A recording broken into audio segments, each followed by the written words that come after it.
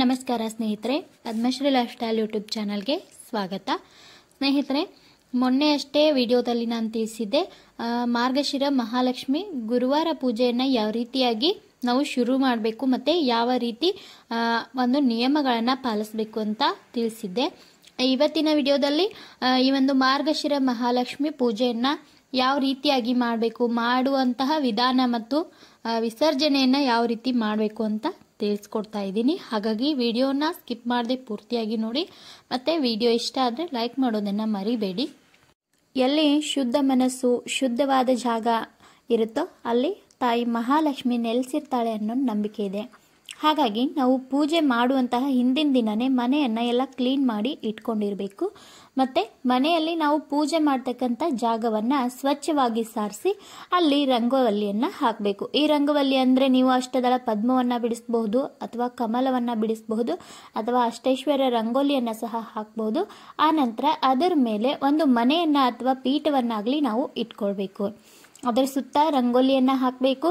ಅದರ ಮೇಲೆ ಅಕ್ಕಿ ಅಥವಾ ಗೋಧಿಯಿಂದ ಪದ್ಮವನ್ನು ನಾವು ಬರಿಬೇಕು. ಅಂದರೆ ಈ ಒಂದು ಮನೆಯನ್ನು ಹಾಕಿ ಅದರ ಮೇಲೆ ಒಂದು ಶುದ್ಧವಾದ ಬಟ್ಟೆಯನ್ನು ಹಾಕಿ ಅದರ ಮೇಲೆ ನಾವು ಅಕ್ಕಿಯನ್ನು ಅಥವಾ ಗೋಧಿಯನ್ನು ಹರಡಿ ಅದರ ಮೇಲೆ ಪದ್ಮವನ್ನು ಅಥವಾ ಕಮಲವನ್ನು ನಾವು ಬಿಡಿಸಬೇಕು. ನಂತರ ಒಂದು ತಾಮ್ರದ ತಂಬಿಗೆಯನ್ನು ತೆಗೆದುಕೊಳ್ಬೇಕು. ಅಂದರೆ ಕಲಶವನ್ನು ರೆಡಿ ಮಾಡಲಿಕ್ಕೆ ಅದರಲ್ಲಿ ಸ್ವಚ್ಛವಾದ ನೀರನ್ನು ತುಂಬಿ ಪೂರ್ಣವಾಗಿ ತುಂಬಬೇಕು.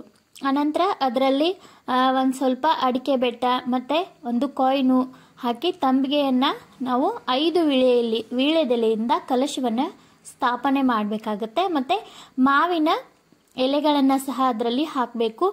ಇನ್ನು ನಾವು 5 ರೀತಿಯಾದ ಒಂದು ಹಣ್ಣಿನ ಎಲೆಗಳನ್ನು ಬಳಸಿದ್ರೆ ತುಂಬಾ ಒಳ್ಳೆಯದು.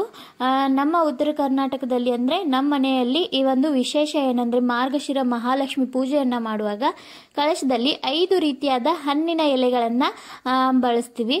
ಅಂದರೆ ಮಾವಿನ ಎಲೆ ಆಗಿರ್ಬೋದು, ಸೀತಾಫಲ ಮತ್ತು ಪೇರ್ಲೆ ಹಣ್ಣಿಂದು ಎಲೆ ಸಿಗುತ್ತೆ, ಅದನ್ನು ಕೂಡ ಹಾಕಿರ್ತೀವಿ.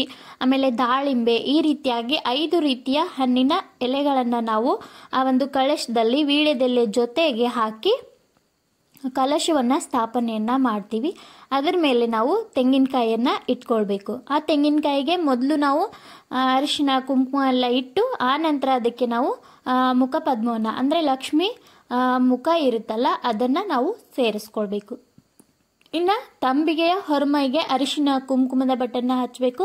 ಹೀಗೆ ತಯಾರಿಸಿದ ಕಲಶವನ್ನು ಮೊದಲು ತಯಾರು ಮಾಡಿ ಮನೆಯ ಮೇಲೆ ಸ್ಥಾಪಿಸಬೇಕು. ಒಂದು ತಾಮ್ರದ ತಟ್ಟೆಯಲ್ಲಿ ಅಕ್ಕಿಯನ್ನು ಹಾಕಿ ಅದರ ಮೇಲೆ ನಾವು ಈ ಒಂದು ಕಲಶವನ್ನು ಸ್ಥಾಪನೆ ಮಾಡಬೇಕು. ನಂತರ ಅದರ ಹಿಂದ್ಗಡೆ ಲಕ್ಷ್ಮಿ ಫೋಟೋವನ್ನು ಅಥವಾ ಲಕ್ಷ್ಮೀನಾರಾಯಣರ ಫೋಟೋವನ್ನು ನಿಮ್ಮ ಮನೆಯಲ್ಲಿ ಯಾವುದಿರುತ್ತೋ ಆ ಒಂದು ಫೋಟೋವನ್ನು ನೀವು ಇಡಬೇಕು.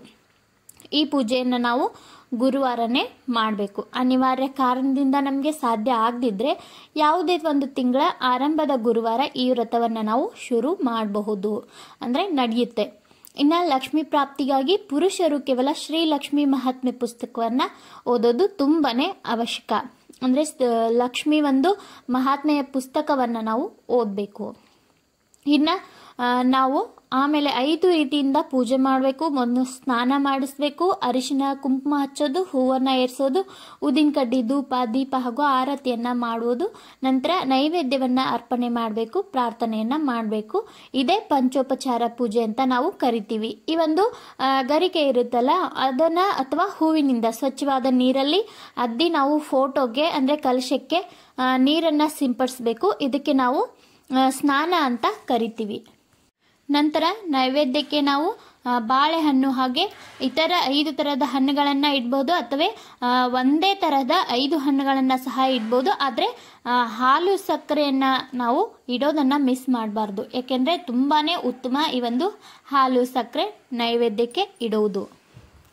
ಇನ್ನು ಈ ಒಂದು ಪಂಚೋಪಚಾರ ಪೂಜೆ, ಆರತಿ, ನೈವೇದ್ಯ ಎಲ್ಲವೂ ಆದ ನಂತರ ನಾವು ಒಂದು ಪೂಜೆಯನ್ನು ಮಾಡ್ತಕ್ಕಂಥ ಸ್ಥಳದಲ್ಲಿ ಅಂದರೆ ಅದರ ಎದುರುಗಡೆ ನಾವು ಮನೆ ಮೇಲೆ ಕುಳಿತುಕೊಂಡು ಶ್ರೀ ಲಕ್ಷ್ಮಿ ಕಥೆಯನ್ನು ಓದಬೇಕು. ಆನಂತರ ಶ್ರೀ ಲಕ್ಷ್ಮೀ ಮಹಾತ್ಮೆ ಓದಬೇಕು. ಒಂದು ವೇಳೆ ಓದೋಕ್ಕೆ ಆಗದಿದ್ದರೆ ಬೇರೆಯವ್ರ ಹತ್ರ ಕೂಡ ಓದಿಸಿ ನಾವು ಕೇಳಬೇಕು. ಇನ್ನು ಈ ಗುರುವಾರ ಲಕ್ಷ್ಮಿ ವ್ರತ ಕಥೆಯ ಪುಸ್ತಕವನ್ನು ಸಹ ನಾವು ಆಗಲೇ ಓದಬಹುದು. ಇನ್ನು ನೈವೇದ್ಯ ತೋರಿಸಿ ಲಕ್ಷ್ಮಿ ಮುಂದೆ ಕೈಯನ್ನು ಮುಗಿದು ನಾವು ಪ್ರಾರ್ಥನೆಯನ್ನು ಮಾಡ್ಕೊಳ್ಬೇಕು. ಆಮೇಲೆ ಶ್ರೀ ಲಕ್ಷ್ಮೀ ನಾಮಾಷ್ಟಕ ಪಠಣವನ್ನು ಮಾಡಿ ಆರತಿಯನ್ನು ಹಚ್ಚಬೇಕು. ನಮ್ಮ ಇಚ್ಛೆಯನ್ನು ಪೂರೈಸೆಂದು ಹೇಳಿ ಪ್ರಾರ್ಥಿಸಿಕೊಂಡು ಸಾಷ್ಟಾಂಗ ನಮಸ್ಕಾರ ಗಂಡು ಮಕ್ಕಳು ಹಾಕಬೇಕು. ಆಮೇಲೆ ಪಂಚಾಂಗ ನಮಸ್ಕಾರವನ್ನು ಹೆಣ್ಣು ಮಕ್ಕಳು ಹಾಕಬೇಕು. ಇನ್ನು ರಾತ್ರಿ ಮತ್ತೊಮ್ಮೆ ನಾವು ಲಕ್ಷ್ಮೀ ಪೂಜೆಯನ್ನು ಮಾಡಬೇಕು. ಗೋಧೂಳಿ ಲಗ್ನದಲ್ಲಿ ಮತ್ತು ಸಿಹಿ ಅಡಿಗೆಯನ್ನು ಮಾಡಿ ನೈವೇದ್ಯವನ್ನು ತೋರಿಸ್ಬೇಕು. ನಂತರ ಆಕಳಿಗೆ ನೈವೇದ್ಯವನ್ನು ಇಟ್ಟ ನಂತರ ನಾವು ಕುಟುಂಬ ಸಮೇತವಾಗಿ ಊಟವನ್ನು ಮಾಡಬೇಕು. ಈ ಒಂದು ಪೂಜೆಯ ವಿಶೇಷತೆ ಮೊದಲು ನಾವು ಗೋಧೂಳಿ ಲಗ್ನದಲ್ಲಿ ಮಾಡೋದ್ರಿಂದ ನಾವು ಆಕಳಿಗೆ ನೈವೇದ್ಯವನ್ನು ತೋರಿಸಿದ ನಂತರವೇ ನಮ್ಮ ಒಂದು ಉಪವಾಸವನ್ನು ಮುರಿಬೇಕಾಗುತ್ತೆ. ಇನ್ನು ಸಾಯಂಕಾಲ ನಾವೊಮ್ಮೆ ಪೂಜೆ ಮಾಡುವ ಹೊತ್ತಿಗೆ ತುಳಸಿ ಗಿಡದ ಮುಂದೆ ಒಂದು ದೀಪವನ್ನು ಹಚ್ಚಿರಬೇಕು. ಮನೆ ಮುಂದೆ ಸುಂದರವಾದ ಒಂದು ರಂಗೋಲಿಯನ್ನು ಇಟ್ಟಿರಬೇಕು. ಮನೆಯೆಲ್ಲ ಸ್ವಚ್ಛವಾಗಿ ಇರಬೇಕು. ಅಂತಹ ಸ್ಥಳದಲ್ಲಿ ಮಹಾಲಕ್ಷ್ಮಿ ಆಶೀರ್ವಾದ ಖಂಡಿತ ಆಗುತ್ತೆ ಅಂತ ಹೇಳಬಹುದು. ಇನ್ನು ವಿಸರ್ಜನೆಯನ್ನು ಯಾವ ರೀತಿ ಮಾಡಬೇಕು ಅಂತಂದರೆ ಮರುದಿನ ಬೆಳಗ್ಗೆ ಸ್ನಾನದ ನಂತರ ನಾವು ವಿಸರ್ಜನೆಯನ್ನು ಮಾಡಬೇಕಾಗತ್ತೆ. ಕಲಶದಲ್ಲಿ ನೀರನ್ನು ಮತ್ತು ಒಂದು ನಾವೇನು ಹಾಕಿರ್ತೀವಲ್ವ ಅಕ್ಷತೆ ಅಥವಾ ಹೂವು ಆಗಿರ್ಬೋದು ಅದನ್ನೆಲ್ಲ ನಮ್ಮ ಮನೆ ಹತ್ರ ಇದ್ದಂತಹ ಕೆರೆ ಬಾವಿ ನದಿಗೆ ಹಾಕಬೇಕು. ಇಲ್ಲ ಅಂದರೆ ನಾವು ತುಳಸಿ ಕಟ್ಟೆಯಲ್ಲಿ ಹಾಕಬಹುದು. ಯಾರು ತುಳಿಯದಂತಹ ಜಾಗದಲ್ಲಿ ಆ ಒಂದು ನೀರನ್ನು ನಾವು ಹಾಕಬೇಕು. ಇನ್ನು ಪ್ರತಿ ವರ್ಷ ಈ ಒಂದು ಗುರುವಾರ ಲಕ್ಷ್ಮಿಯ ಪೂಜೆಯನ್ನು ಈ ರೀತಿಯಾಗಿ ಮಾಡ್ತಾ ಬಂದರೆ ಸುಖ ಶಾಂತಿ ನೆಮ್ಮದಿ ಮನೆಯಲ್ಲಿ ನೆಲೆಸುತ್ತೆ. ಮತ್ತು ಈ ವ್ರತವನ್ನು ಮಾಡೋದ್ರಿಂದ ಸುಖ ಕೊಡುವುದಾಗಿ ಸ್ವತಃ ಮಹಾಲಕ್ಷ್ಮಿಯೇ ಒಂದು ಪದ್ಮಪುರಾಣದಲ್ಲಿ ಹೇಳಿದ್ದು. ಪ್ರತಿಯೊಬ್ಬರು ಈ ಒಂದು ಮಹಾಲಕ್ಷ್ಮಿ ಪೂಜೆಯನ್ನು ಮಾಡಿ ಮನೆಯಲ್ಲಿ ಸುಖ ಶಾಂತಿ ನೆಮ್ಮದಿಯನ್ನು ಪಡೆದುಕೊಳ್ಳಿ.